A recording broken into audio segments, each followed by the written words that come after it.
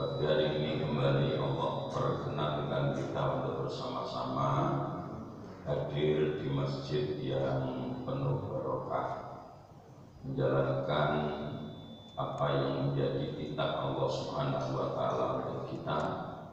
Kita tunaikan sholat subuh berjamaah, sekaligus kita niatkan i'tikaf di masjid ini diikuti dengan kajian keislaman dalam upaya meningkatkan kadar keimanan serta ketakwaan kita kepada Allah Subhanahu wa Ta'ala. Mudah-mudahan apa yang kita lakukan pada pagi hari ini berbarengan dengan hadirnya ridho dari Allah Subhanahu wa Ta'ala, sehingga setiap langkah yang kita gerakkan akan senantiasa tercatat di sisinya menjadi amal-amal sholihah yang makbulah, yang kelak di akhirat sana bisa menuntun kita menggapai rahmat dari Allah Subhanahu wa Ta'ala. Amin ya rabbal alamin. Salawat wassalam, marilah bersama-sama kita aturkan pula kepada junjungan kita Nabi besar Muhammad sallallahu alaihi wasallam yang begitu gigih memperjuangkan dan mengangkat harkat martabat kita umat manusia, sehingga diharapkan olehnya kita akan benar-benar menjadi umat yang paling utama, khairu ummah di hadapan Allah Subhanahu wa Ta'ala. Kita berdoa kepada Allah, mudah-mudahan kelak di akhirat sana kita mendapatkan bagian dari syafaatnya. Amin ya rabbal alamin. Bapak Ibu jamaah rahimakumullah, saat ini kita berada di tengah-tengah bulan Rajab, salah satu di antara bulan yang disebut oleh Al-Quran sebagai Arba'atul Hurum, 4 bulan dari 1 tahun itu yang dikatakan oleh Allah sebagai bulan yang mulia. Salah satunya adalah bulan Rajab. Karena itu di bulan ini kita terus-menerus berupaya untuk mengoptimalkan setiap potensi yang Allah berikan kepada kita untuk menambah catatan-catatan kebaikan kita. Di tengah-tengah kita diuji oleh Allah, disibukkan kita dengan berbagai persoalan, termasuk salah satunya yang lagi viral adalah virus corona. Ya, kalau dulu corona itu salah satu tipe mobil sedan. Ya, di corona ke Corolla. Sekarang orang pada takut dengan corona, padahal sesungguhnya biasa-biasa saja, Pak. Jadi kita waspada harus, tapi terlalu takut tidak boleh. Kenapa? Karena semuanya sudah ada yang ngatur. Percayalah bahwa segala gerak-gerik dalam kehidupan di alam semesta ini tidak lepas dari apa yang telah ditata dan diatur oleh Allah Subhanahu wa Ta'ala. Maka waspada harus kita lakukan, usaha lahiriah harus terus kita upayakan, tetapi terlalu takut sampai pada akhirnya kita menyikapi dengan sikap-sikap yang berlebihan, ini sama sekali tidak dibenarkan di dalam ajaran-ajaran Islam. Apa yang di mata kita terlihat seakan-akan jelek, belum tentu secara hakiki itu adalah kejelekan. Apa-apa yang di mata kita terlihat tampak baik, secara hakiki belum tentu itu akan menghadirkan kebaikan. Kenapa? Karena rahasia Allah itu yang tahu hanyalah Allah Subhanahu wa Ta'ala sendiri. Asa an takrahu syai'an wa huwa khairul lakum, wa asa an tuhibbu syai'an wa huwa syarrul lakum, wallahu ya'lamu wa antum la ta'lamun. Nah, ini yang harus jadi pegangan kita. Apa kata Allah? Boleh jadi apa yang kamu benci itu justru menjadi kebaikan buat kamu. Yang kamu senangi, boleh jadi justru itu menjadi kejelekan buat kamu. Wallahu ya'lamu, Allah yang Maha tahu, wa antum la ta'lamun, dan kamu semua, kita semua tidak tahu. Yang tahu hanyalah Allah Subhanahu wa ta'ala. Maka saya sering kali ingatkan teman-teman, jangan kita menafsirkan sesuatu di luar wilayah kita. Ini coronanya apa? Ini tidak usah. Kenapa? Itu wilayah Allah, ya, bukan wilayah kita. Kita tidak punya hak menafsirkan apa-apa yang menjadi sebuah kejadian atas kehendak Allah Subhanahu wa ta'ala. Kita paling banter bisa mereka-reka, dan reka-reka kita itu belum tentu menjadi sebuah kebenaran. Karena itu sebaiknya tidak usah mereka-reka, tidak usah menafsirkan. Yang paling tepat adalah serahkanlah semuanya kepada Allah Subhanahu wa ta'ala. Nah, tampaknya kemudian ini mengganggu sangat, sehingga konsentrasi di bulan Rajab seharusnya kita jadikan momen untuk meningkatkan kebaikan, justru yang muncul seringkali kebalikannya. Dalam catatan pemerintah 187 berita hoax tentang corona. Bayangkan, ya, satu berita hoax saja itu menyebar ke media sosial, seantero dunia bisa terganggu. 187 berita hoax tentang corona. Ini luar biasa sekali. Dan saya yakin bahwa yang melakukan penyebaran berita hoax itu tidak selamanya orang kafir, tidak selamanya orang kafir. Bahkan kadang-kadang saya tahu sendiri, loh ya, ini dulur gitu, bodoh Islam ya, ini. Nah ini menurut saya ini fakta-fakta yang perlu kita baca. Untuk apa? Untuk introspeksi, agar kita tidak terjangkiti hal-hal yang tercela menurut kaidah-kaidah agama. Justru sebaliknya, kita harus berupaya agar kita masuk dalam barisan orang-orang soleh. Nah, ini sambungannya kajian kemarin. Kita harus berupaya untuk bisa masuk dalam barisan orang-orang soleh. Karena orang soleh itu adalah salah satu barisan yang hidupnya selalu berada dalam naungan nikmat pemberian Allah Subhanahu wa ta'ala. Kemarin sudah saya sampaikan ada 4 golongan yang disebut dengan jelas, disebut dengan gamblang oleh Allah di dalam Al-Quran. 4 golongan ini yang disebut golongan yang selalu mendapatkan nikmat dari Allah Subhanahu wa ta'ala. Ma'alladzina an'ama Allahu 'alaihim minan nabiyyin was-siddiqin wasyuhada was-shalihin. Peluang kita di poin yang keempat. Maka bagaimana kita mengupayakan kehidupan yang Allah berikan kepada kita ini bisa kita jadikan sebagai jembatan menuju predikat sholihin, menuju pada predikat baik. Baik bukan kata orang, baik bukan kata manusia, tapi baik dalam pandangan Allah Subhanahu wa ta'ala. Sesungguhnya tidak terlalu sulit kalau kita mau jadi orang soleh. Tidak terlalu repot kalau kita mau jadi orang soleh. Karena kuncinya cuma 3: perkuat iman, tingkatkan ibadah, jaga akhlakul karimah. Kan gampang loh. Iya, gampang nomor itu. Gampang ngomong. Kan ngomong. Ya.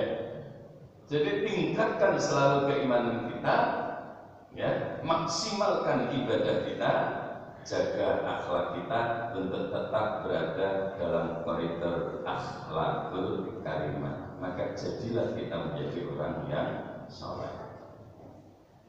Tetapi kemudian susah karena kita dihadapkan pada rintangan, dihadapkan pada sebuah tantangan yang itu mudah sekali terjangkiti di dalam hati kita. Karena itu kemudian pagi hari ini saya berikan tema dengan bahasa itu penghalang kesolehan seseorang. Kenapa sih kita kok sulit jadi orang soleh itu? Kenapa sih kita ini kok sulit jadi orang baik? Faktor yang menyebabkan kita kesulitan jadi orang baik, susah jadi orang soleh, itu faktornya ada 5. Faktornya ada 5. Setidaknya itu bukan karangan saya, tapi itu adalah sesuatu yang pernah diucapkan, yang pernah disampaikan, yang pernah dinasihatkan oleh sahabat Rasulullah SAW sekaligus menantu beliau, yaitu Ali bin Abi Thalib karramallahu wajhah. Ya. Kalau sekelas saya ngampun tidak berani berpendapat. Ya, terlalu bodoh orang umuran saya. Maka saya tidak berani berpendapat. Saya hanya menukil dari pendapat-pendapat orang-orang hebat. Itu yang saya tukil. Menukil pendapat orang hebat, bukan pendapat saya. Saya tidak berani berpendapat karena saya menyadari kebodohan saya. Ya. Imam Ali mengatakan begitu. Laula khamsu khisalin lasara an-nas kulluhum shalihin. Kalau seandainya tidak ada 5 penyakit di dalam hati manusia, maka seluruh manusia akan jadi orang baik. Kalau seandainya tidak ada 5 perkara ini, maka manusia keseluruhannya akan bisa menjadi orang-orang soleh. Oleh karena ada 5 hal inilah, maka manusia kemudian menjadi orang yang tidak soleh. Maka saya bilang ini adalah kendala kita, jika kita terhalang untuk masuk dalam barisan orang-orang soleh. Apa 5 perkara yang disebut oleh beliau itu? Yang pertama, beliau katakan al-awwalu al-qana'atu bil jahil. Pertama kali yang menyebabkan orang sulit menjadi orang baik, ketika di hatinya ada rasa puas dengan kebodohan yang dimilikinya. Sekilas seakan-akan kalimat ini aneh. Oh, enek kok. Wong kok puas kalau kebodohan ini, gitu kan? Fakta di lapangan ternyata banyak orang-orang yang seperti ini. Apa faktanya? Sudah tahu bodoh tidak mau ngaji, itu kan berarti merasa puas dengan kebodohannya. Ya, sudah tahu tidak ngerti tapi tidak pernah mau tanya, akhirnya ngawur dia di dalam menyampaikan sesuatu. Ini pun bagian dari fakta bahwa ada orang yang puas dengan kebodohannya. Jangan salah melihat orang, tapi mari kita belajar melihat diri kita dan keluarga kita masing-masing, lebih-lebih anak-anak cucu kita. Ngapunten Pak, anak-anak cucu kita saat ini banyak yang terjangkiti penyakit ini. Ya, anak-anak cucu kita saat ini banyak yang terjangkiti penyakit ini. Puas dengan kebodohannya. Dan itu terbukti. Mereka yang jelas-jelas belum pandai sudah berada dalam posisi malas belajar, menyibukkan diri dengan hawanya, menyibukkan diri dengan nafsunya, menyibukkan diri dengan kesenangan-kesenangan yang sesungguhnya sama sekali tidak membawa manfaat dalam kehidupannya. Maka kita tengok di jalan-jalan raya, Pak. Kita tengok di jalan-jalan raya, bahkan tidak hanya jalan raya, kita tengok di jalan-jalan kampung. Segerombolan pemuda sampai jam 12 malam, sampai jam 1 malam, sampai jam 2 malam, sampai jam 3 malam. Ya, kesibukan mereka hanya duduk di warung kopi, duduk di kafe sambil mencet gadgetnya. Betul. Giliran pagi dia harus kuliah, tidur dia di kampus, tidak mengikuti perkuliahan dengan baik. Kenapa? Waktunya habis untuk melek malam hari, pagi harinya dia tidur di kampus. Kalau habis zuhur ngantuk, saya masih maklum. Jam 7 pagi sudah tidur, Pak. Itu anak-anak yang ada di sekolah. Ini fakta dan itu bukan 1-2 orang.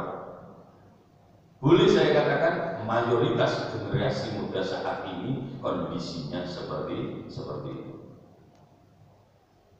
Ini kalau tidak kita sikapi, paling tidak memprotek anggota keluarga kita, maka jangan pernah kita menyalahkan siapa-siapa kalau di hari tua kita, di akhirat sana kita menangis karena anak-anak cucu kita menyeret kita masuk ke dalam neraka. Duh, apa bisa Pak anak cucu nyeret ke neraka? Oh, sangat bisa. Oh, itu yang cerita Allah dalam Al-Quran. Ya. Itu yang cerita Allah dalam Al-Quran. Ahli neraka berteriak keras. Dia bilang di hadapan Allah, Rabbana inna ata'na sadatana wa kubara'ana fa'udhalluna sabila. Rabbana atihim di'faini minal azab wal anhum la'nan kabira. Itu berlaku juga antara anak dengan orang tua. Ketika anaknya dimasukkan oleh Allah ke dalam neraka karena dosa-dosanya, mereka bisa berteriak, ya Allah, saya menjadi orang seperti ini hingga Engkau masukkan saya ke dalam neraka. Ini bukan salah saya sendirian. Ini juga bagian dari kesalahan orang tua saya yang membiarkan saya melakukan kemaksiatan. Ini juga bagian dari kesalahan orang tua saya yang membiarkan saya membuang waktu percuma sehingga saya tidak beribadah, tidak mengenal Engkau ya Allah. Karena itu ya Allah, datangkan kepada mereka orang tua saya difaini minal adab, 2 kali lipat dari adab Engkau. Wal anhum laknan kabira, dan laknatlah mereka dengan laknatmu yang sangat besar. Ini yang cerita Al-Quran, sehingga anaknya masuk neraka 100 tahun, bapaknya bisa masuk neraka 200 tahun, Pak. Karena permintaannya di hadapan Allah, atihim di'faini minal adab, datangkan kepada mereka adab 2 kali lipat yang Kau berikan kepada saya. Dan itu kemudian kontak diijabah oleh Allah Subhanahu wa Ta'ala. Maka saya tadi sudah bilang sejak awal, tidak usah lihat orang, tidak usah lihat orang. Mari kita protek anggota keluarga kita masing-masing, lebih-lebih anak cucu kita. Karena faktanya memang sulit membentuk mereka menjadi orang soleh, disebabkan karena faktor-faktor yang sangat-sangat banyak sekali. Salah satunya karena lepasnya kendali kita sebagai orang tua, sehingga mereka menghambur-hamburkan waktunya untuk hal-hal yang tidak ada gunanya sama sekali. Hingga sampai akhirnya mereka jadi orang bodoh dan mereka puas dengan kebodohan mereka. Mereka jadi orang bodoh tapi mereka tidak menyadari kebodohan mereka. Mereka enjoy dengan kebodohan mereka karena mereka berpikir hidup itu cukup makan dan minum. Ya, mereka berpikir hidup itu cukup dengan makan dan minum. Maka ada anak pelajar yang berkata, "Apa sekolah moyo-moyo, pokoknya sing penting oleh jasa, mendingnya begawe gampang." Bahkan pun saya ada anak pelajar yang ketika dinasihati oleh gurunya, ditanya oleh gurunya, "Nah, orang tua kamu kan ekonominya bagus, kenapa kamu nggak kuliah?" Jawabnya dengan enteng dia jawab, Bapak, soro-soro kuliah, wong dodol budak iso sugih." Duh, ini bukan persoalan dodol kuda, dodol rawon, dodol soto, bukan. Persoalannya adalah mindset. Mereka hanya berpikir hidup itu cukup makan, hidup itu cukup punya duit. Mereka tidak berpikir kemuliaan di hadapan Allah Subhanahu wa Ta'ala. Ini mindset yang luar biasa parahnya, dan itu banyak terjadi dalam pemikiran anak-anak muda zaman sekarang. Monggo Bapak Ibu, kita lebih waspada dengan situasi dan kondisi yang seperti ini. Ya, makanya tidak heran kenapa diwanti-wanti oleh Allah, wal yakhshal ladzina law taraku min khalfihim dzurriyyatan dhi'afan khafu 'alaihim falyattaqullaha wal yaqulu qawlan sadida. Maka heran dan sangat heran ketika ada orang diberi kesempatan hidup oleh Allah Subhanahu wa Ta'ala, waktunya hanya digunakan lebih banyak untuk menyibukkan diri melihat kesalahan-kesalahan orang. Hidupnya disibukkan hanya untuk melihat kelemahan-kelemahan orang lain, sementara kelemahan dirinya tidak lebih sedikit dari kelemahan orang lain. Kesalahan dirinya tidak lebih rendah daripada kesalahan orang lain. Heran dan sangat heran. Itulah manusia. Ya, maka berdoa kita kepada Allah Subhanahu wa Ta'ala, mudah-mudahan kita diselamatkan oleh Allah Subhanahu wa Ta'ala. Maka tidak usah berlebihan menanggapi ketika ada ulama menuntun kita dengan doa di bulan Rajab, Allahumma barik lana fi Rajab. Ya Allah, berikan berkah kepada kami di bulan Rajab wa Sya'ban, dan di bulan Sya'ban wa ballighna Ramadhana. Kadang-kadang yang yang dungai kemauan yang sing bunga bisa ono dalile ya ono iku lho pakai endi hadis ini ada cekongan bunga ngono iku lain. Kalau saya ditanya tidak akan pernah saya jawab. Kon gelem melok-melok gak gelem ra ngurus lho enak toh ya, wong berdoa itu baik kok ya. Dengan doa apapun sepanjang yang kita minta itu adalah sesuatu yang baik. Kenapa kita harus mempersoalkan lalu kemudian capek-capek golek dalil dan sebagainya? Ngapunten, Pak. Ini juga bagian dari penyakit yang terjadi di akhir zaman. Ya, yang muncul adalah sok pinternya. Ya. Imam Ibnu Hajar Al-Asqalani itu hafal hadis 300.000 hadis Rasulullah SAW. Dia tidak pernah menyalahkan orang lain. Ya, saya hafal hadis telu nang ora mari bunga koyo pinter-pinter dhewe. Ngapunten. Ini saya mengungkap fakta-fakta yang perlu kita cermati agar kita waspada dengan situasi dan kondisi. Ngapunten. Kita berdoa lah, doanya baik. Allahumma barik lana, ya Allah berikan berkah kepada kami fi Rajab, di bulan Rajab, Sya'ban dan bulan Sya'ban. Apa berkah itu? Ziyadatul khair. Kita minta kepada Allah tambahnya kebaikan. Ya Allah, hadirnya Rajab ini jadikanlah kami menjadi orang yang bertambah baik. Besok Sya'ban bertambah baik lagi, dan berikan kesempatan kepada kami untuk berjumpa dengan Ramadan. Dengan bertambahnya kebaikan, begitu kita diberi kesempatan berjumpa dengan Ramadan, insya Allah kita akan lebih bersemangat untuk menambah kebaikan kita. Kan begitu juntrungannya gitu. Ya, saya juga pernah ditanya, Ustaz, kenapa sih orang habis sholat duha kok berdoa Allahumma inna duha. Hadisnya itu kalau habis sholat duha disuruh membaca Rabbi firli wa tub alayya innaka antat tawwabur ghafur. Inna duha itu hadisnya dari mana? Kalau jawab begini, sakarapmu. Iya, orang-orang seperti itu tidak dilayani, menyibukkan diri dengan hal-hal yang tidak bermanfaat. Itu jenenge pertanyaan boleh perkara. Ya, orang berdoa kok masih dipersoalkan gitu kan. Ya, mau berdoa apa saja, yang penting ketika dia berdoa kepada Allah yang diminta kebaikan kan selesai. Kecuali kalau berdoa kepada Allah yang diminta kejelekan, ya Allah, tetangga saya ya Allah jahat sama saya ya Allah, saya minta segera kecelakaan ya Allah. Ini ada boleh. Ya. Minta yang jelek untuk orang lain. Tidak boleh. Kalau ada tetangga kita jelek, doakan yang baik. Ya, jangan ada tetangga kita baik, doakan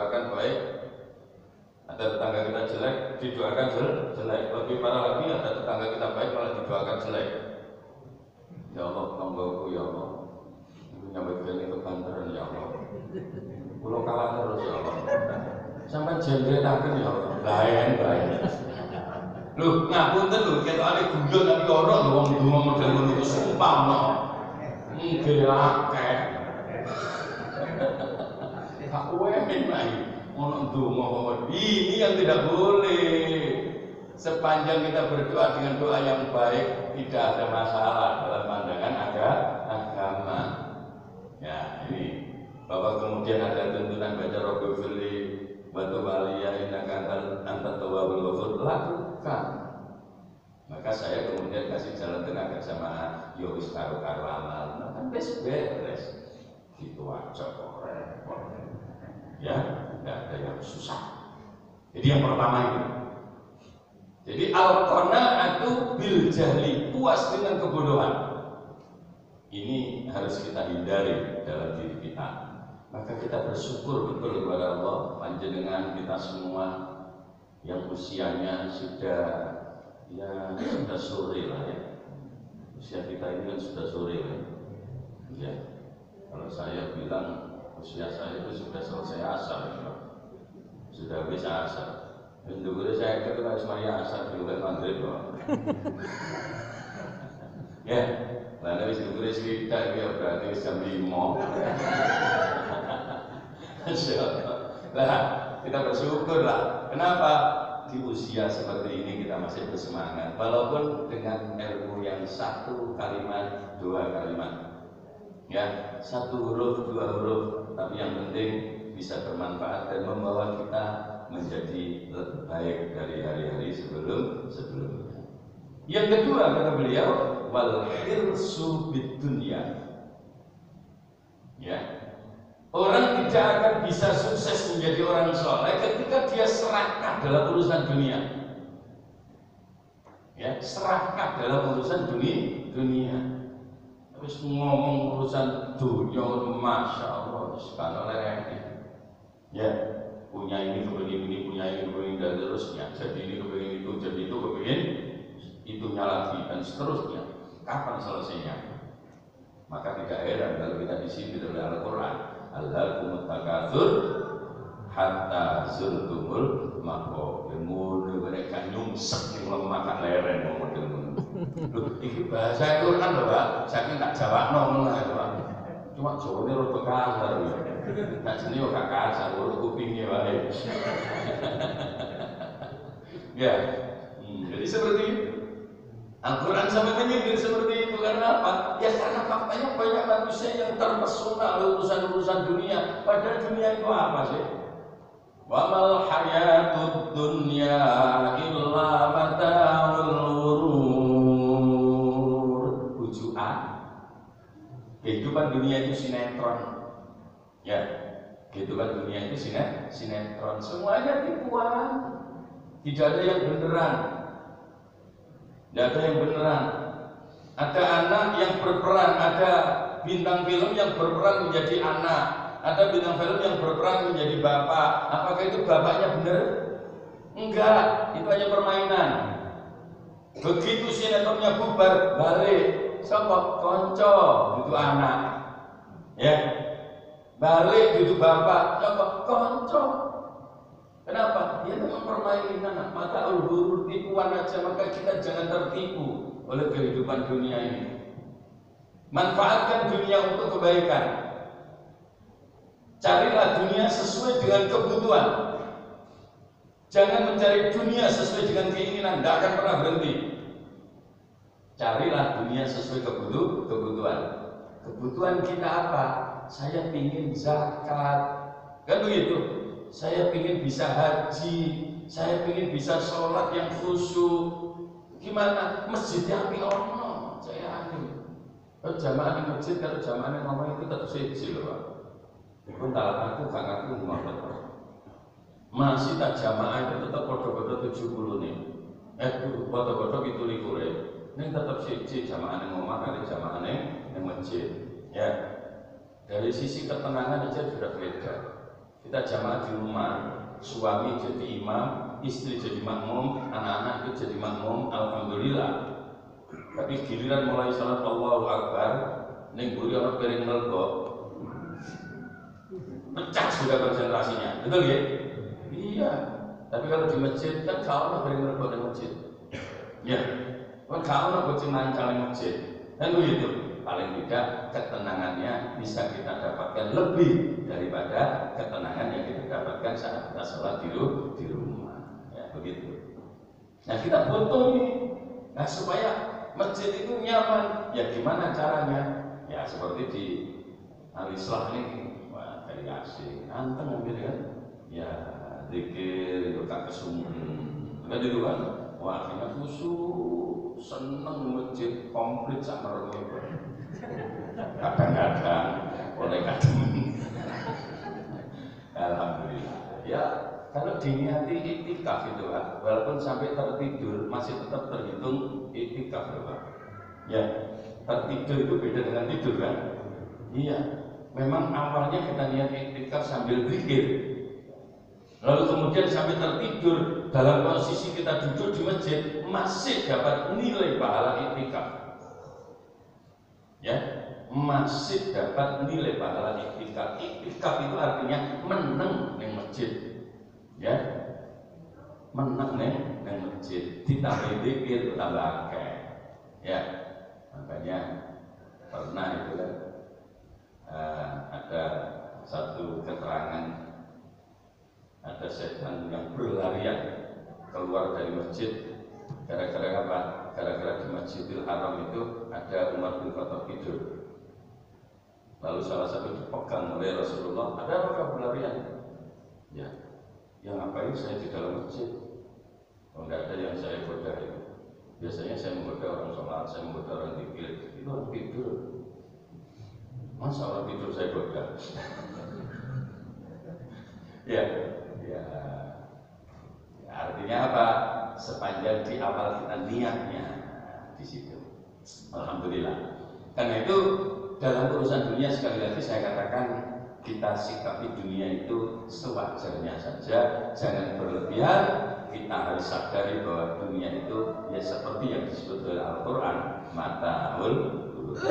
Yang ketiga, yang membuat orang susah menjadi orang soleh itu adalah wal bukhlu bil fadli. Ya, bakhil terhadap kelebihan yang Allah berikan.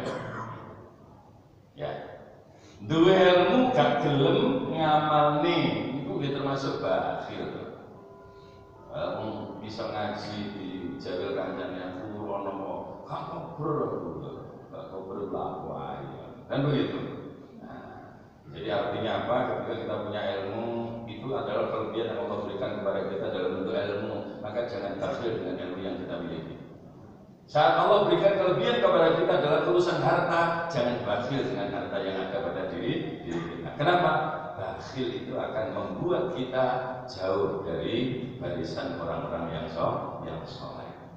Yang keempat, ketika kita ingin tahu siapa sih orang yang sulit jadi orang soleh, orang yang sulit jadi orang soleh itu ketika di hatinya terjangkit penyakit yang keempat yang disebut waria bil amali, riya dengan amal kebaikannya.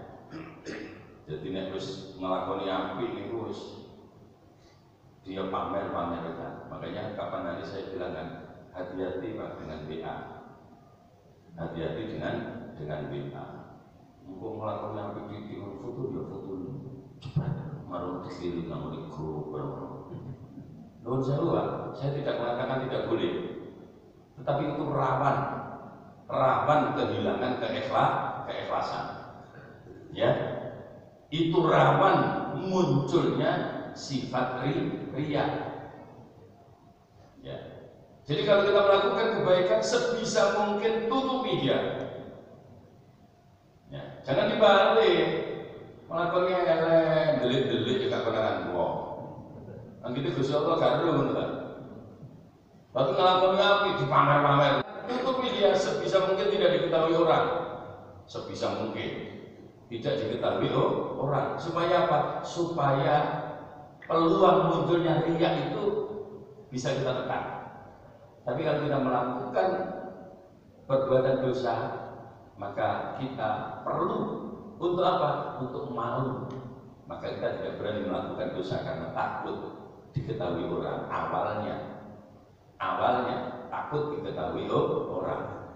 Karena ketakutan kita diketahui orang atas dosa-dosa kita, maka akhirnya kita tidak melakukan perbuatan dosa. Saat kita sudah tidak lagi melakukan perbuatan dosa, maka catatan-catatan kejelekannya lalu kemudian tidak muncul, kan begitu? Ya, begitu. Minimal seperti itu. Kemudian yang terakhir, yang kelima, penghalang kesalahan seseorang itu adalah wal ujubu birra'yi. Bangga dengan pendapatnya sendiri. Jadi kalau sudah punya pendapat itu koyo-koyo paling bener nih Pak. Ya. Nek wis duwe pendapat, nek wis duwe penemu itu koyo-koyo paling hebat. Jangan. Kita harus sadar bahwa di atas langit ada langit. Sehebat apapun kita, masih banyak orang yang jauh lebih hebat daripada kita. Sebaik apapun kita, masih banyak orang yang jauh lebih baik dari kita.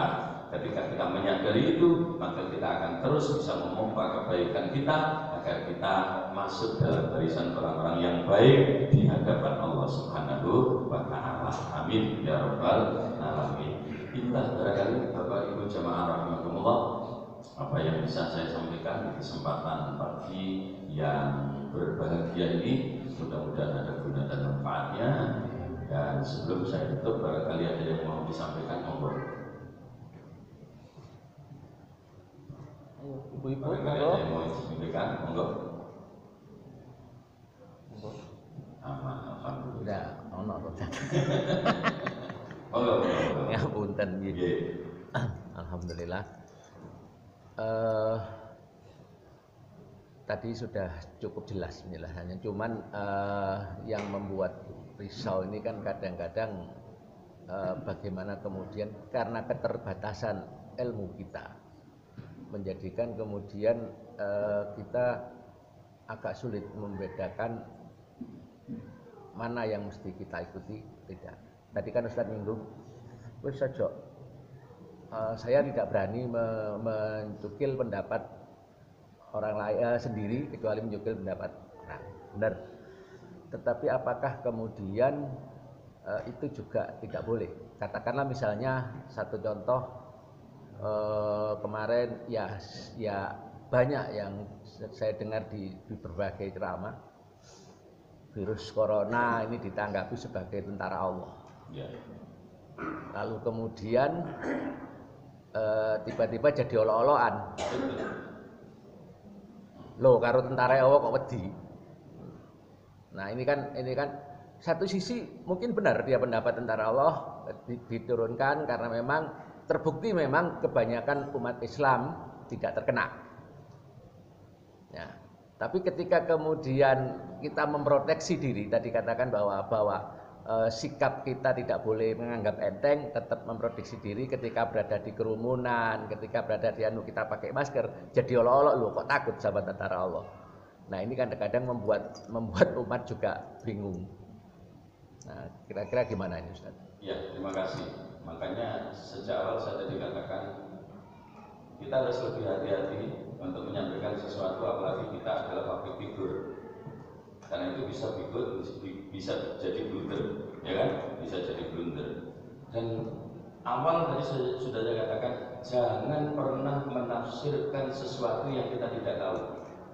Hakikat virus corona bagi Allah menurunkan itu apa sih sesungguhnya itu? Kita nggak tahu kok, ngapain kita harus menafsirkan? Kalau ayat Al-Quran boleh ditafsirkan, karena memang itu adalah ayat yang tertulis nyata. Tetapi menafsirkannya harus sesuai dengan kaidah-kaidah tafsir.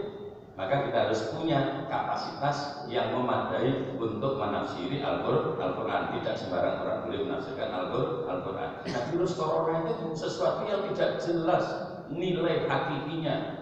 Ya kan? Apakah ini adalah ujian? Apakah ini cobaan? Apakah ini adab? Apakah ini peringatan? Hakikatnya tidak ada yang tahu. Itu hanya Allah. Maka saya tidak menanggapi secara berlebihan.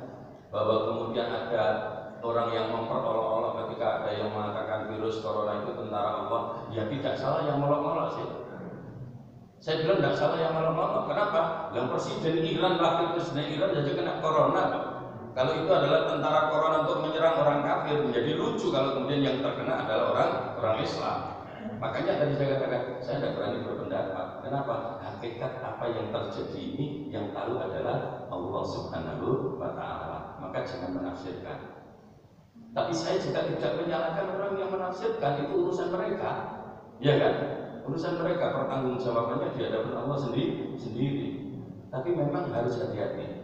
Kalau sudah namanya public figure, apalagi ustadz, apalagi kiai, ya, yang punya nama sekelas nasional. Maksud saya begini, Ustaz, maaf. Ya. Itu sisi lain ya. Sisi lain bahwa nggak usah kita terlalu mencikapi berlebihan. Ya. Cukup berbanyak istighosah, berbanyak doa. Ya. Nyatanya di Indonesia nol. Karena kita terlalu sudah banyak istighosah, tiba-tiba Allah nunjukin dread saiki pikir-pikir. Itu yang saya sebut tadi. Kita nggak tahu rahasia Allah. Makanya kita tidak boleh menafsirkan apa yang dilakukan oleh Allah. Itu maksud saya ya. Kita nggak tahu. Jangan pernah membanggakan apa yang sudah kita lakukan berupa kebaikan, karena belum tentu kebaikan yang kita lakukan itu punya nilai plus di hadapan Allah Subhanahu wa Ta'ala. Maka berdoa sebuah keharusan, berikhtiar sebuah keniscayaan. Maka berdoalah, berusahalah, endingnya tawakallah kepada Allah Subhanahu wa Ta'ala. Itu yang saya maksud. Jangan naksirkan yang aneh-aneh. Terakhir Bapak Ibu, yang mudah-mudahan dengan doa panjenengan dilindungi oleh Allah Subhanahu wa Ta'ala. Ada doa yang bisa kita amalkan, ya paling tidak di awal pagi 3 kali, di awal malam 3 kali, habis subuh 3 kali, habis subuh, habis maghrib 3 kali, atau lebih dari 3 juga monggo. Panjenengan baca, ya. Baca apa? Kita minta kepada Allah Subhanahu wa Ta'ala supaya kita bisa terhindar, ya, dari hal-hal yang membuat kita terkena madarat. Bismillahirrahmanirrahim. La yadurru ma'asmihi syai'un fil ardi wala fis sama wa huwas samiul alim. Jangan baca habis subuh 3 kali, habis maghrib 3 kali. Ya, Bismillahirrahmanirrahim. La yadurru ma'asmihi syai'un fil ardi wala fis sama wa huwas samiul alim. Insyaallah kalau doa kita dijabah oleh Allah Subhanahu wa Ta'ala, kita akan dihindarkan dari hal-hal yang bisa menyebabkan kemadaratan buat kehidupan kita, bukan sekedar virus corona, tapi apapun yang membuat kita terkena madarat, insyaallah dilindungi oleh Allah Subhanahu wa Ta'ala. Demikian Al-Fatihah.